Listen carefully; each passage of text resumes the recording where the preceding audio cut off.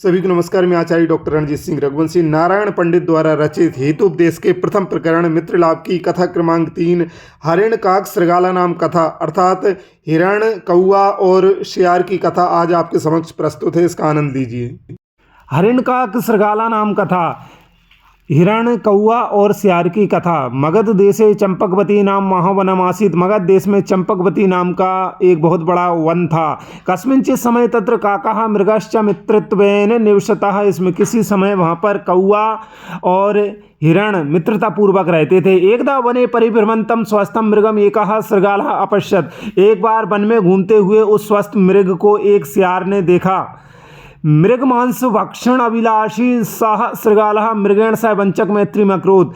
और उस हिरण के मांस को खाने का इच्छुक वह सियार कपट पूर्वक उस हिरण से मित्रता कर लिया। सायं काले मृगः श्रृगालम स्वनिवासम अनयत। और शाम के समय वह हिरण उस सियार को अपने निवास स्थान पर ले गया।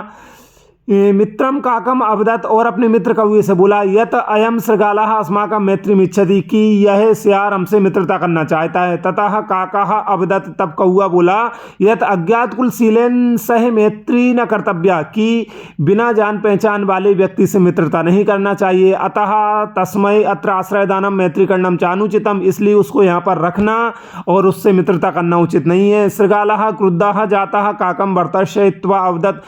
इससे वो सियार क्रोधित हो गया और कौए को डांटते हुए बोला यत त्वामपि मैत्री पूर्वम अस्य मृगस्य कुलचरितम न जानासी कि मित्रता करने के पहले तुम भी इस हिरण के कुल और चरित्र को नहीं जानते थे।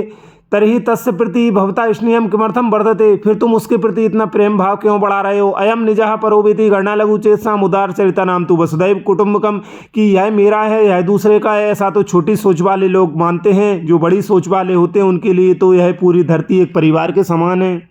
एवं तौ परस्परम युद्धम कुर्वन्तौ दृष्ट्वा मृगः अवदत् यत् न कश्चित् स्वभावतः कश्चित् मित्रम न च शत्रु।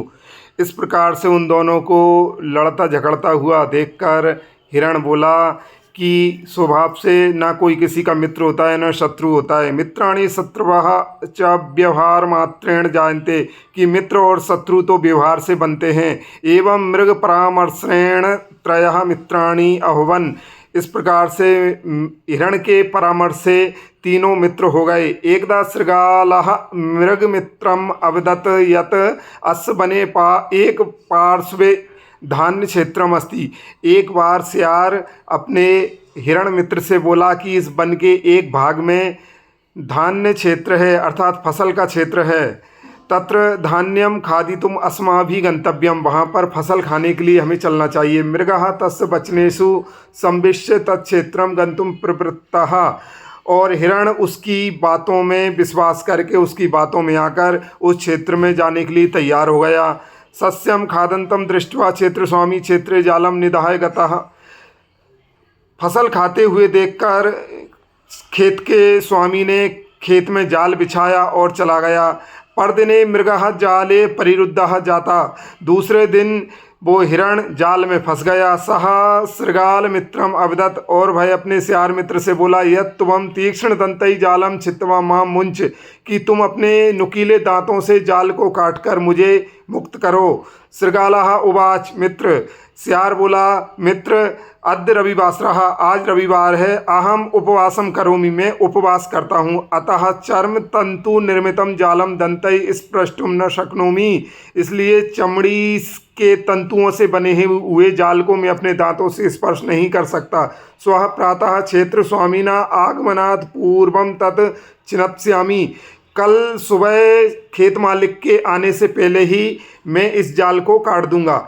यदा मृगः विलंबित रात्रौ यावत् न प्रत्यागच्छत तदा काकः चिंतिता भवितुम आरब्धवान्। जब बहुत रात हो गई और वो हिरण वापस नहीं लौटा तो कौए को चिंता होना प्रारंभ हो गई। सह पूर्वमेव श्रृगालस्य विषय शंकिता आसीत्। भाई पहले से ही सियार के विषय में शंका कर रहा था। सह उड्डीय तत्र अगच्छत। और वह उड़कर वहाँ पर पहुँचा। यत्र मृगः जाले अवरुद्धा आसीत्। जहाँ पर वो हिरण जाल में फंसा हुआ था। तम विपत्तिम दृष्ट्वा काकः दुखिता पृष्टवान् यत् सः दूरतः श्रृगालः कुत्र अस्ति। उसे अर्थात हिरण को विपत्ति में देखकर दुखी कौआ पूछता है कि वह चालाक शियार कहाँ है। मृगः अवदत् यत् सः मम मांसम भक्षयितुम् अत्र निगूढ़ा अस्ति। हिरण बोला कि वो मेरा मांस खाने के लिए यहीं पर छिपकर बैठा हुआ है।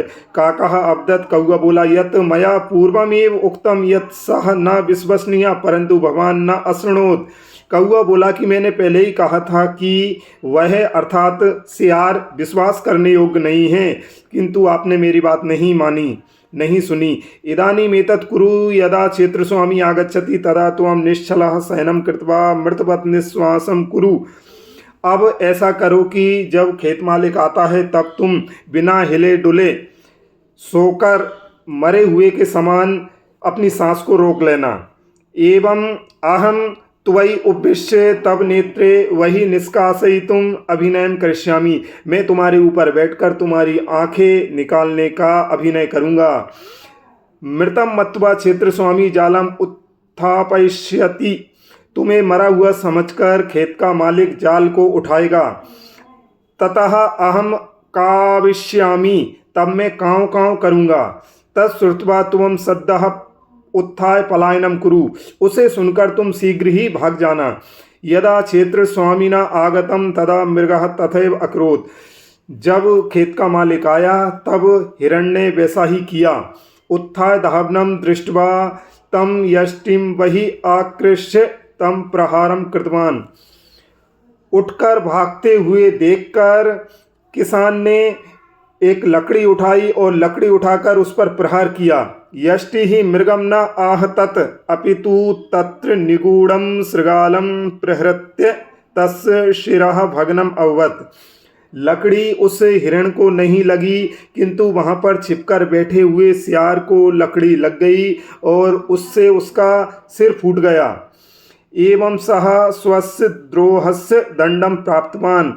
और इस प्रकार से उस सियार ने अपने विश्वासघात का दंड प्राप्त किया। इस कथा के आधार पर मेरे द्वारा 5 प्रश्न तैयार किए गए हैं और ये प्रश्न जो है वो श्रोता और पाठकों के बुद्धि के परीक्षण के लिए तैयार किए गए हैं। यदि आपने ध्यानपूर्वक इसको पढ़ा है, ध्यानपूर्वक आपने इस कथा को सुना है, तो निश्चित ही आप इन प्रश्नों के सही उत्तर दे पाएंगे। प्रत्येक प्रश्न के नीचे 4-4 विकल्प हैं। उन विकल्पों में ही एक विकल्प जो है उस प्रश्न का उत्तर होगा। आपको सही विकल्प को खोजना है।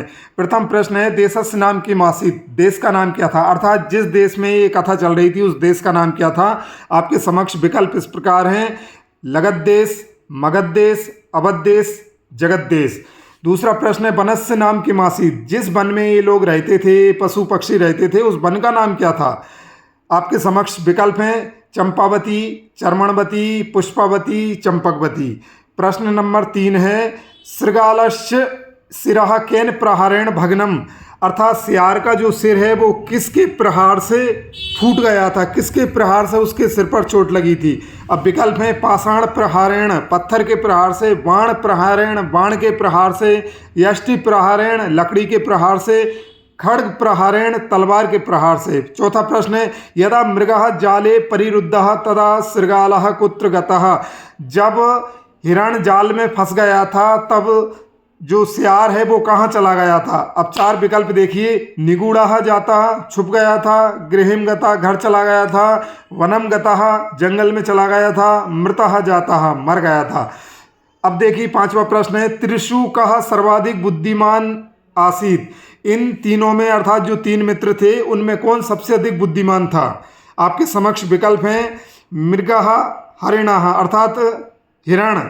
दूसरा विकल्प है काकः अर्थात कौआ। तीसरा विकल्प है शृगालः अर्थात सियार। और चौथा विकल्प है ना कोअपि अर्थात कोई भी बुद्धिमान नहीं था। इनमें से जो सही विकल्प है वो आप अपनी बुद्धि के आधार पर खोज सकते हैं। जिस पाठक या श्रोता ने इस कथा को बैक नहीं किया अर्थात पीछे जाकर नहीं देखा और यहीं पर 5 प्रश्नों के सही उत्तर दे दिए हैं, वो हमारा श्रोता, वो हमारा पाठक आज का विजेता माना जाएगा और वो वास्तव में बुद्धिमान है और बधाई का पात्र है यदि उसने वास्तव में ईमानदारी से इन प्रश्नों का उत्तर इन विकल्पों में से खोज लिया है तो। आशा है कि आज की कथा आपको अच्छी लगी होगी। निश्चित ही इससे कुछ न कुछ शिक्षा प्राप्त हुई होगी। अगली कथा लेकर फिर प्रस्तुत होंगे। तब तक के लिए सर्वेभ्यो नमो नमः। वंदे संस्कृतम।